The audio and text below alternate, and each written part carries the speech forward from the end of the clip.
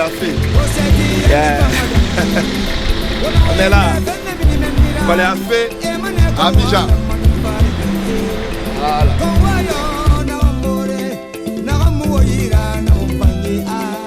Bonjour. Écoutez, j'ai passé mon enfance à Koléa parce que j'ai passé mon enfance entre le bloc des professeurs et Koléa. J'ai vécu en 2 temps à Koléa, déjà dans les années 80 quand on était tout petit, parce que je suis de 79, vous imaginez. Donc une partie de ma petite enfance à Koléa. Ensuite on est allé au bloc des professeurs jusqu'en 93. À partir de 94, je suis revenu à Koléa. De 94 jusqu'à la fin de mes études à l'université, j'étais à Koléa. Donc je suis un enfant de Koléa, Koléa Goskoya, Koléa Mustapha, Lansebouni, la zone Koléa de Nino. J'ai grandi là, voilà, donc je suis un natif de Koléa. Et ça fait plaisir de se retrouver dans Koléafé. C'est avec énormément de plaisir que je vous parle. Je suis un enfant de Koléa. Qu'est-ce que Koléa représente? Ah, beaucoup. Je vous l'ai dit, ma jeunesse, vous savez, c'est les plus belles années de la vie. Quand on est au collège, au lycée, à l'université, on est tout jeune, on est plein de fougue. Koléa, c'est le terrain de Koléa d'abord.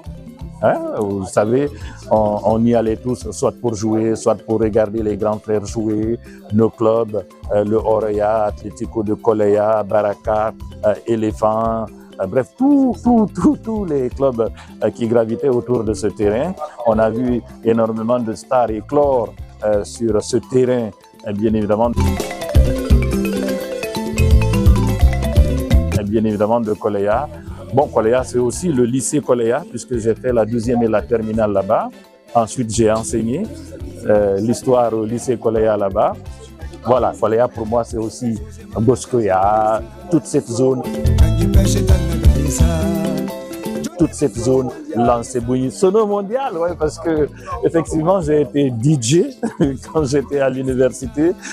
C'est pas croyable, oui, j'ai fait ça aussi avant de commencer à travailler à la radio Nostalgie. Lorsque j'étais à la fac, la nuit je travaillais dans une boîte qu'on appelle la Sono Mondial, juste à côté du cinéma Le Koléa. J'ai travaillé d'ailleurs avec Six Camara, qui est un ami. On a grandi ensemble dans le quartier. C'est par son biais d'ailleurs que je suis arrivé à Nostalgie, parce que lui, il était à Nostalgie et qu'on travaillait ensemble dans la même boîte, on était dans le même quartier. Lui aussi donnait des cours de français au collège Koléa à l'époque. Voilà, c'est ça Koléa, c'est ça l'histoire de Balamine à Koléa.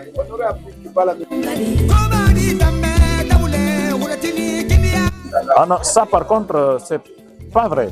Oui, c'est vrai qu'à l'époque, il n'y avait pas une école de journalisme. J'ai commencé par les lettres modernes.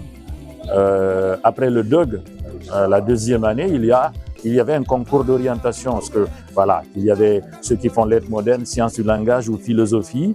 Après le DOG, vous faites un test d'orientation. Moi, j'ai été orienté en journalisme. C'est comme ça que je suis venu par le plus grand des hasards. Je n'ai pas choisi.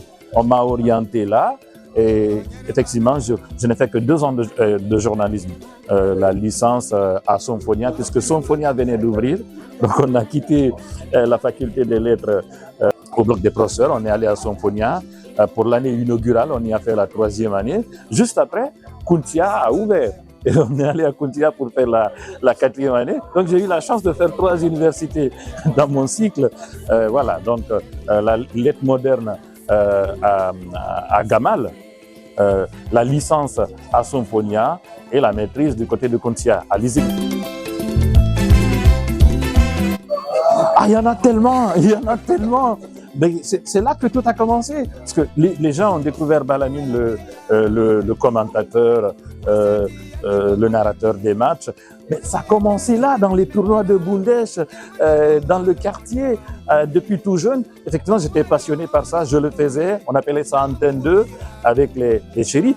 Le grand chef de Lansebouni, qui appelait ça radio-télévision Lansebouni RTL, effectivement. Souvent, quand il y avait des tournois, on nous invitait pour venir commenter les matchs. C'est comme ça que ça a commencé, ça a pris.